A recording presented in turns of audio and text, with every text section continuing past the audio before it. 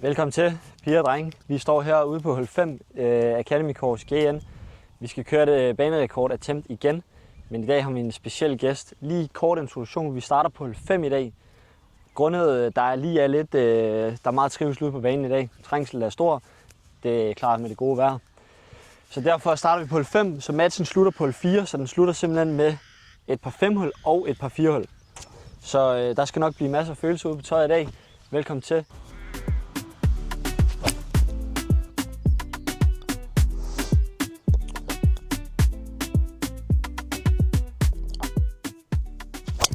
Gæsten i dag er ingen ringere end banerekordholderen herude, som er Victor List Jensen.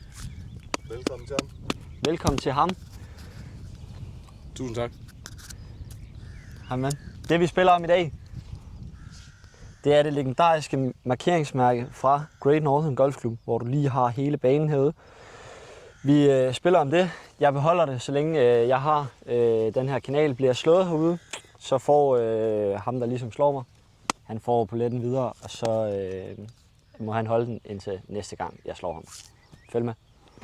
176 meter på træhul her, hul 5. Det er sjovt at starte her. Damerne først. Gæsterne først. Nå, så prøv at se, om vi kan komme godt i gang. God tur. Ja, spil godt alt det der.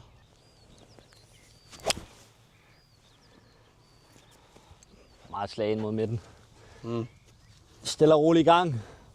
Altså, i hvert fald i gang. Jeg spiller en sejlis 3.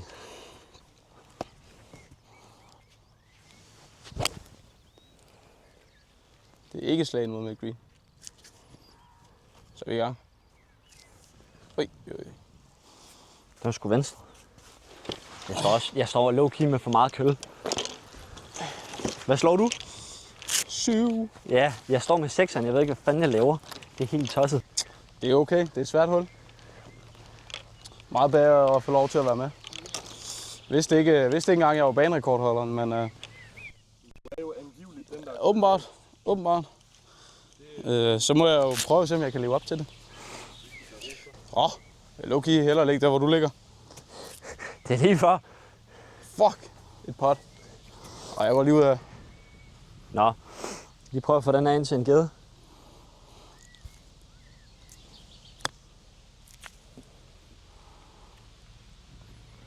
Det er sgu flot. Den kan vi godt lide. Spiller vi med gede på den her kanal her? Det ved jeg ikke, det er meget op til tuben. Du ved, det er sådan lidt, hvad vil tuben give? Prøv at se, hvad jeg markerer den med så. Wow. Så markerer den. Men er det ikke bare at potte alt ud, eller hvad? Er det ikke nemmest? Hold kæft, hvor er den stor.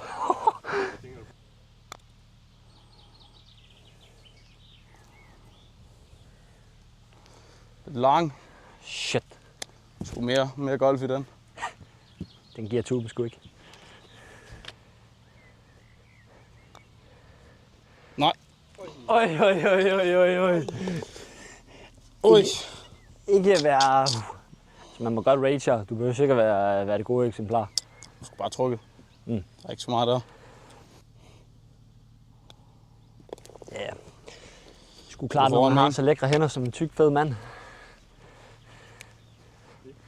Kan man simpelthen ikke lave andet at være i. Dine tanker om dagens match med Victor, når man ikke kan høre dig. Har du planer om at komme i ro for ham, eller? Ja. Jeg vil gerne se, om vi kan få lidt rage på kamera. Jeg vil gerne se, om han kan miste den ud i dag. Det er perfekt vejr at starte med en bogey. Det, der kører tankerne allerede. Så jeg vil sige, og lige skubbe lidt til ham. Se, om han vælter. Okay. 2.24. Skal vi sgu bruge det hele af den. Flot slag. Man kan altid være glad for at ramme grinen på det hul her. Du ved,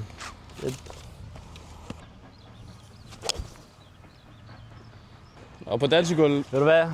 Dansegulvet er et godt slag. Du ruller lidt væk der, men Hvad skal du få badet på? det er Tinderbox uge. Så den her uge er sådan lidt en ferie for mig. Og min kameramand går stadig og laver lidt content for jer, men det er good vibes only. Så derfor der tager vi det ikke så seriøst den her uge. Der er det meget seriøst i dag. Jeg skal ikke tabe til Victor. Jeg skal ikke overlade mit flotte markeringsmærke til ham. Det duer ikke. bliver sgu ked af det. 12 meter. Uphill. Ja, lidt op bak. Lige ind til hul, så.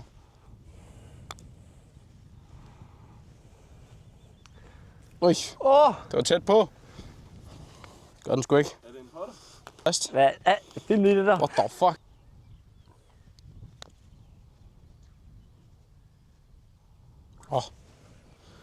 Godt bud. Fuck! Det er jo sådan en, det man på godt gammelt sprog kalder en givet for givet situation. Vi kan godt sige givet for givet. Yes, venlig. Jeg tager sgu en par. God På par det. her. God par efter Svært hul. Svært hul. Tak. Altid glad med en par her. Var der ikke 120? Jo, 118. 118. Det er for mig en lille gap. Bliver der væsket? What the fuck?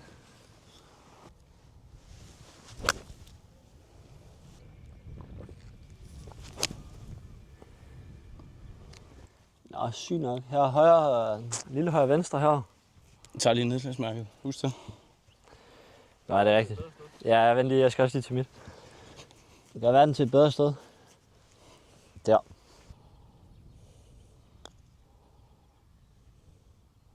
Ah, det er flot. Ikke fistbomb allerede. Det er en sjov pindplacering, det her. Så Hold da op, hvor er det flot på det, altså. også højre venstre og falder måske lidt mere end hans. Nej, jeg slår ikke til den. Ikke være svag. Så er jeg simpelthen 2 bagud. Rough. Derfor man ikke udfordrer mig. Shalala! 176 Det er meter. 176, ved du, så tager jeg lige en 7 den her gang.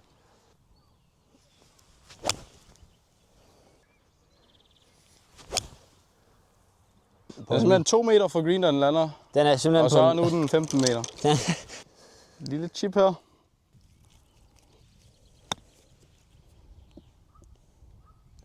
Oj, Altså, det er tuben hardcore gear, den der. er det sådan en tuben gear? Den er sgu givet, den der.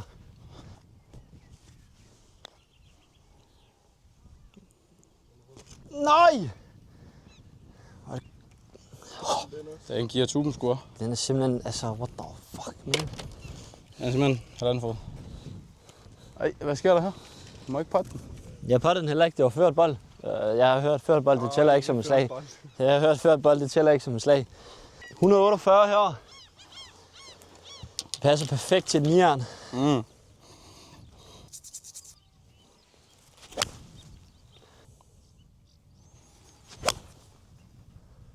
Det kunne jeg ikke se.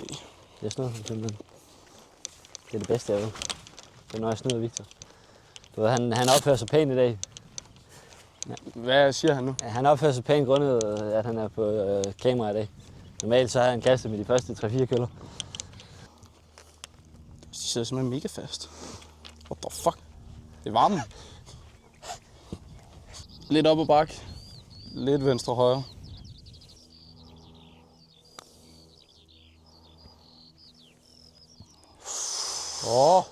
Godt forsøg.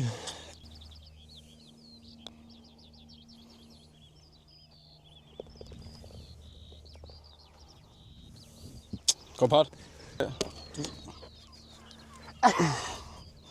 Fucking røg min bag. 188. Lidt ind i vinden herovre fra højre. Det bliver en solid 5'er. Lidt sjovt, han råber, når han har mikrofonen så tæt på. Men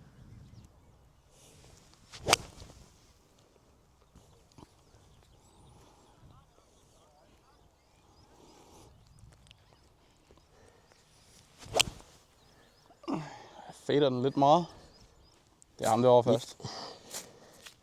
Ligger den godt? Nej, Det skal han sige. det ligger mega dårligt. Det føler lidt, du skal sige. Slår du ind til en fod, og så...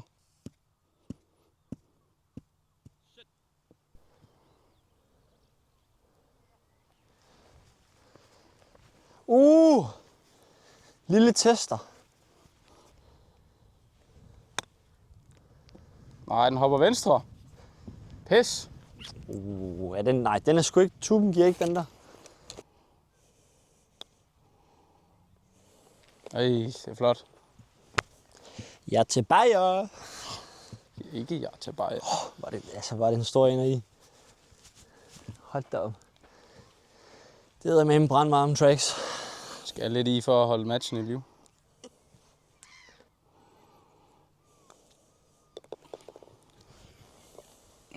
Nå, så skal jeg lave nogle birdies nu. Ja. 137. Kommer lidt ind. Men der er nærmest ingen vind lige nu. Lille 9. Det er simpelthen mega tæt på at gå i. Det kan vi godt lide. Godt slag. Tak. Det er simpelthen en jubelscene. Jeg kommer her på hul 7. Eller hul 2. Jamen, den er huge jo. Kan man lige lave birdie her, så er der simpelthen 3-4. Par 5, par 4.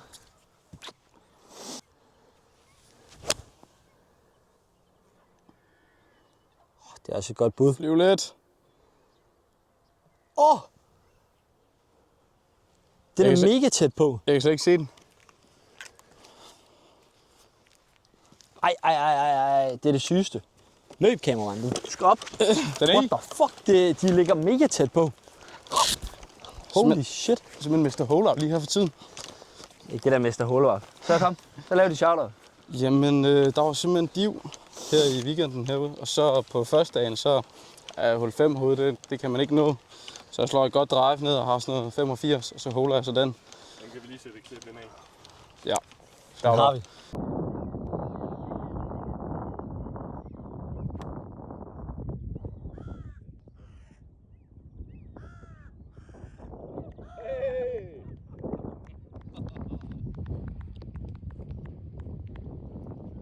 Og så dagen efter, så på hul 8, det er par 5 hul lidt ind i vinden.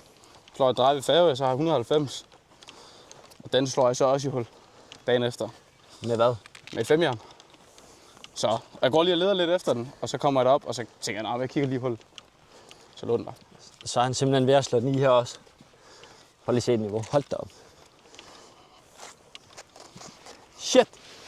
Det skulle ikke for sjov, at han havde banerekorden. Nå, lige under 6 fod. Lille højre venstre, den skal lige den her, og så skal høsten mis. Det var en start. Godt pot. God Tusind birdie. tak. Tusind tak. God birdie. Holder mig lidt i live. Godt nok snævert. Og en klassisk ATH-trækker her, for jeg har en chance. Og så kommer cyklen frem. Ja, det er helt tosset.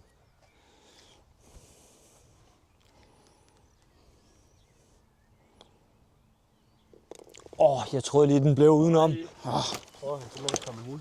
Det gjorde jeg. Ja, Jeg det- kommer. Hvad er det? Det er så fucking lavt, altså. Det er så fucking Er lavt. han lav, eller er det lav? What the fuck? Ikke gå efter højde. Altså, for dem af jer, der ikke ved det, kan man nogle gange... Altså, List, han er 1,72. What the fuck? Det er ikke. Jeg er 1,87 minimum. 1,687 i hvert Hvad fald. tror I? Skriv i kommentarerne, hvor høj I tror, Victor han er. Til dem, der skriver over 2 meter, så er der en øl. 5 her. Man kan ikke gå så langt indover, som man plejer. Den er simpelthen væk. Den er hardcore væk. Fuck, hvor er det dårligt. Det er et dårligt slag, så begynder man tit.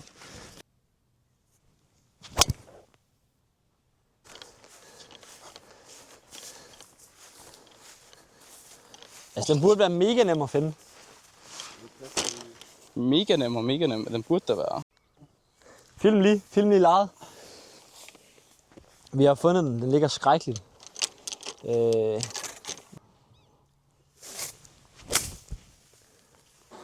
Du skal lade være med at sige, at det ikke er et svært slag. Det er et umuligt slag jo. Jeg ved heller ikke, hvorfor du prøver at slå efter den. Det er til gengæld væk nu. Hold kæft, det er højt, det her. Ja. Nej, det var en centimeter. Vil du have den lidt mere højere? Jeg har den her. Har du den? Jeg finder den for anden gang. Den ligger ikke så Den godt. ligger endnu værre nu. Ja, altså den kunne godt have været væk, den her. Så det er nok meget heldigt, at den bliver fundet. Folk, der siger, der ikke er rough på G'en, de skal bare spille Vi skal faktisk bare spille Academy. Academy. Jeg bliver nødt til at lægge op nu. Tager min medicin, okay?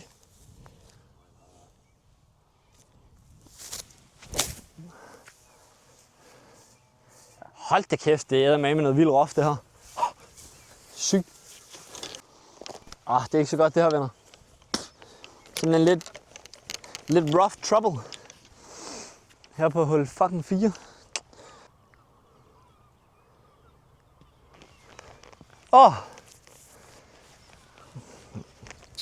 Shit. Så har vi balladen.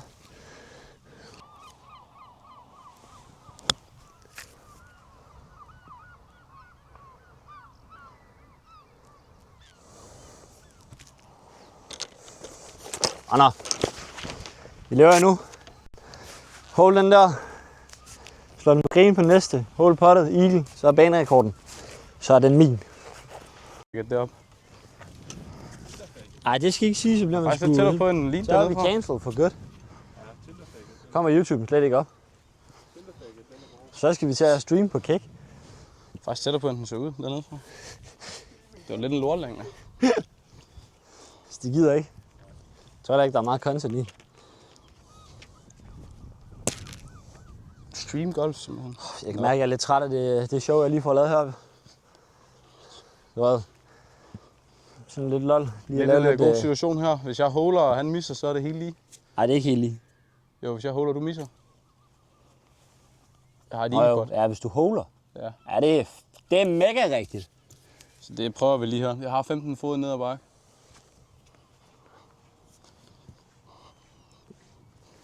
Jeg ved ikke helt, hvordan fanden den fatter. Jeg tænker, den falder lidt højre venstre. Nu er det mig, der potter, ikke? Hvis jeg var dig, så ville jeg sætte en bold venstre om. Okay. Vi prøver. En bold venstre om her for Victor.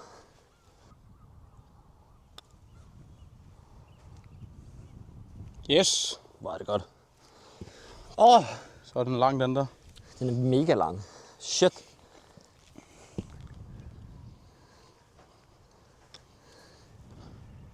Det skal jeg ikke se på, det der. Det gider jeg kraftedeme ikke.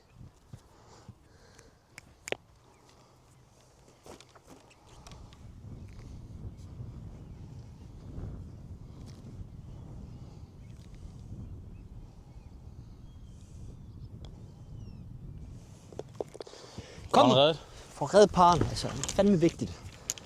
Så sætter vi os stadig lige lidt i førerpositionen her. Er det nu for dig? Ja. Hvis det gør den da. Den er lige der. Så er det mig, der har hunden. Det er mega meget dig, der har med. Der har ikke haft siden hul 1. Nej, det har du faktisk ikke. Det er lidt sjovt, at vi får sagt over på toren, at der er modvind. Når der var medvind. Ja, jeg ved ikke lige, den er drejet. Nå, hvad er den? Sådan noget 3.15 eller sådan noget? Ja, jeg tror ikke, den er helt lige så lang. Måske. Du skal nok bruge det hele andet. Ja, ja. Nej. Hvad fanden sker der der? Det er tosset. Venstre om hullet her, drive. Det er helt væk. Victor han fik glemt at sagt det. Det er drive på 4. Det er sagde jeg sgu medvind. da. Nå, sagde du det? Du var bare i gang med at tage billeder af dig selv. Skru en personligt her. Det er flot. Victor venstre om. Meget venstre om.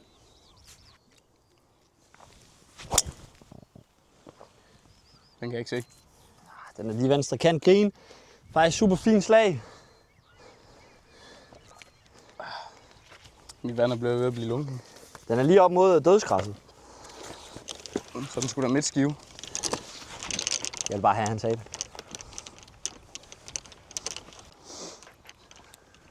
Vi prakter den derovre. ATH. Lige der. Jeg har virkelig brug for at sænke det her chip. Jeg skal virkelig prøve at se, om jeg kan holde det chip her. Ellers så er en dobbelt situation med at holde chips. Chippeproblemer i herren med den palmede skjorte. Altså, men det tænker jeg ikke, der gør. Det er lidt svært. Jeg ligger lige præcis ikke i... jeg kunne godt have brugt den rullet ned i fairwayen her. Men det får jeg ikke i dag.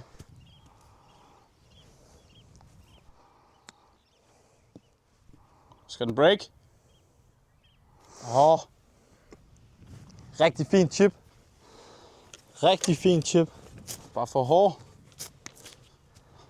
Nå. En lille fluffer her.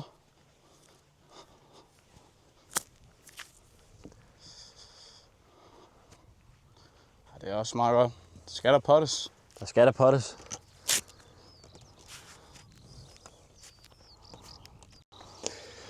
Nå shit. Det lever lidt endnu. Du er 200 par, jeg er 300 par. Læs, du skal have den der i. Den er lige under 6 fod. Jeg har den her for birdie. Tangering. Ja, Flot. skulle ikke slutte bedre af. Flot kommet igen. Ja tak. Tusind tak. Rigtig flot. Nu vil vi se. Simpelthen lukker 3-3. Nej, faktisk 2-3-3 på de sidste 3. Birdie, eagle birdie. Det er Misser rigtig den her, flot. så må det være... Er det så uafgjort eller playoff? Det er hardcore. Det må du tænke over, når du har misset den. Det er playoff. Men lad os bare lige holde den her, ikke?